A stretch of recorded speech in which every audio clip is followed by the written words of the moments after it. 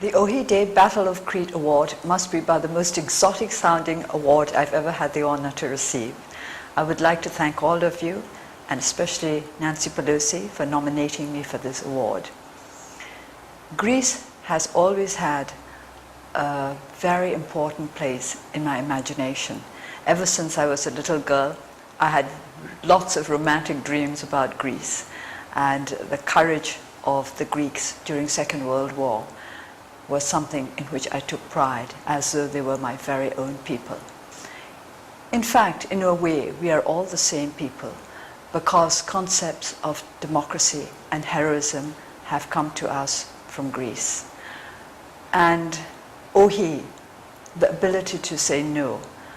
It's interesting that I have been given this award at this time, because these last few weeks I have been thinking of that saying, it's easier to say no to your friends than to your enemies than to your friends. So to be able to say no requires a lot of courage. That is to say, you should be able to live in accordance with your convictions, even if it involves saying no. This saying no might be dangerous. It might be dangerous in the sense that you might arouse your enemies to take action against you, or it could be dangerous in a sense that your friends may turn away from you because they do not like that no. In the end, it's a matter of principle. When do you decide to say no, and no very firmly, because there are certain things that you just cannot do. During our long struggle for democracy, there have been many roads open to those involved in this movement.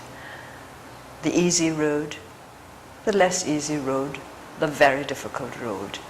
And when we say no to the easy road, it means, in fact, that we have committed ourselves to following the more difficult ones.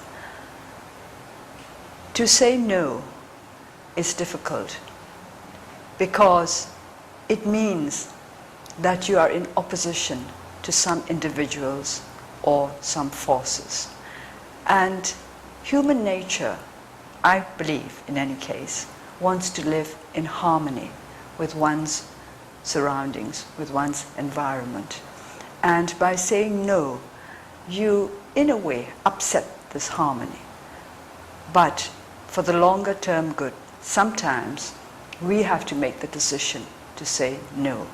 And because of all those people who have said no to injustice, no to unreason, no to cruelty, no to revenge, we are now where we are. We have made progress along the road of civilization. Well, civilization for lack of a better word, because of those many heroes of the past who decided to say no.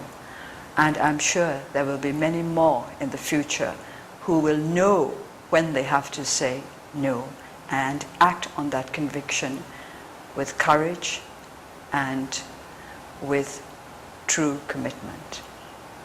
I'm sorry I cannot be here with you today. I always say that when I send messages like that, and I always mean it, because a message like this is very much one-way monologue. And what I believe in is dialogue, communication, listening to you and learning from you, as well as letting you know how we feel and how we see things. Communication is so important, and in the process of communication, sometimes we say yes, sometimes we say no. But in the end, what we're trying to do is to create better understanding. So those who say yes must be able to explain why they say yes, as those who say no must be able to explain why they say no. But I do not think it requires too much explanation as to why we all think it's right to say no to injustice and to the violation of human rights. And I hope that this no reverberating all over the world will be not a negative but a positive force for good and for happiness for all peoples.